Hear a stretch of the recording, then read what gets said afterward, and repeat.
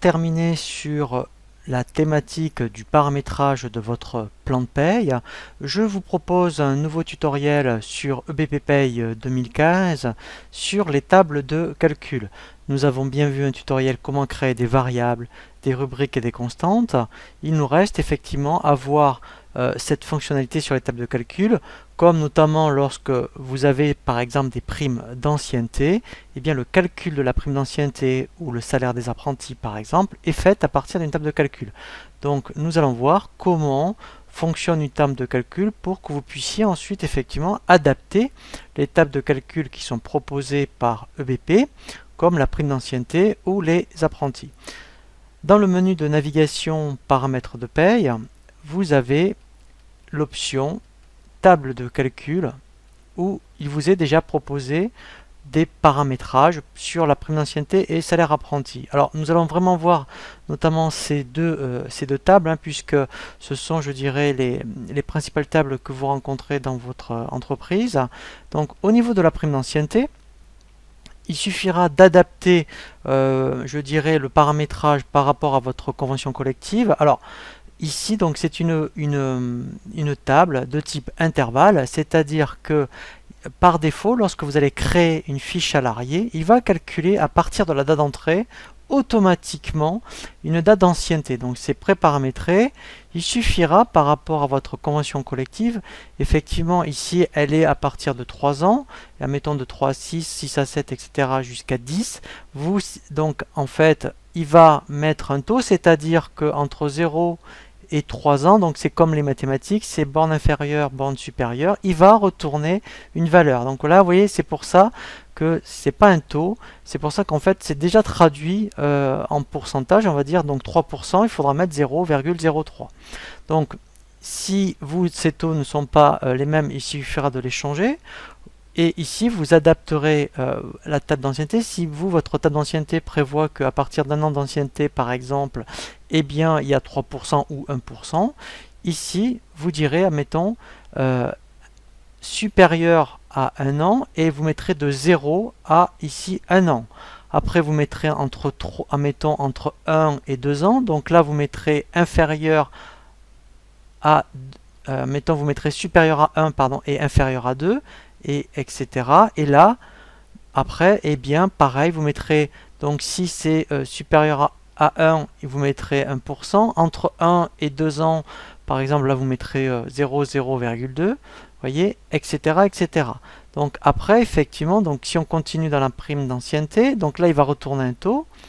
Après, dans la rubrique de prime ancienneté, effectivement, il faudra adapter le paramétrage, c'est-à-dire que en fonction de ce que vous prenez au niveau de la base, donc là après si je tape ancienneté, voilà, donc là la prime d'ancienneté, eh bien par défaut elle est déjà pré-paramétrée ici après au niveau du taux, mais ici vous voyez par défaut il y a marqué salaire mensuel.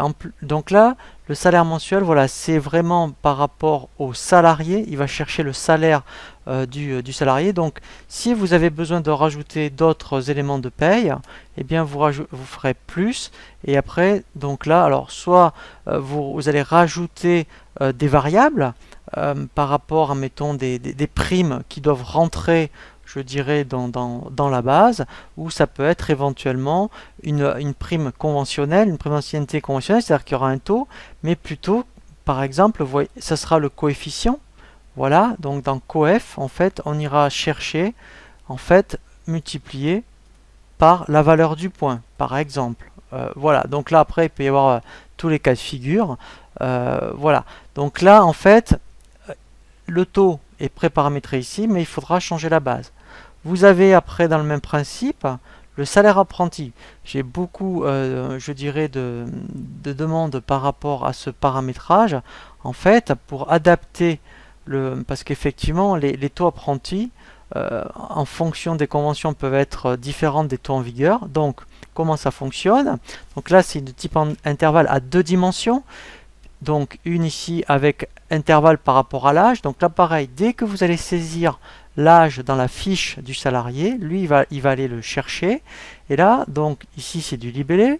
Vous indiquez donc entre 16 et 18 ans. Et là c'est des intervalles. Donc si son âge est compris entre 16 et 18 ans, Ici, vous avez une deuxième table de type index. Donc le contrat, il ira le chercher dans la fiche du salarié. Donc, eh bien, en fait, il retournera 1 si c'est la première année, 2 ou 3 en fonction de son année de scolarité. Et ici, il y aura une table de calcul où, en fait, si il a entre 16 et 18 ans et qu'il est en première année, donc ce sera 25%, 37% en deuxième année et 53% en troisième année. Donc si ces taux-là, en fait, ne sont pas les mêmes dans votre convention collective, il suffira tout simplement de les changer. Alors vous voyez, mettons, vous pourriez mettre 28%. Voilà. Et donc après, pareil, c'est déjà pré-paramétré par rapport au salaire apprenti. Donc là, il n'y a rien à modifier en principe par rapport à la rubrique de brut du salaire apprenti. Donc là, si je mets apprenti, voilà, donc le salaire de base apprenti, voilà, donc là, il ira chercher dans la fiche du salarié le salaire des heures mensuelles. Voilà, et c'est ici qu'il va aller chercher la table apprenti et il va appliquer après une minoration du SMIC. Voilà, donc là, vous avez vraiment toutes les informations pour les tables de calcul pour qu'ensuite, après, effectivement, vous puissiez réaliser vos bulletins de paye pour, mettons, des primes d'ancienneté ou salaire apprenti.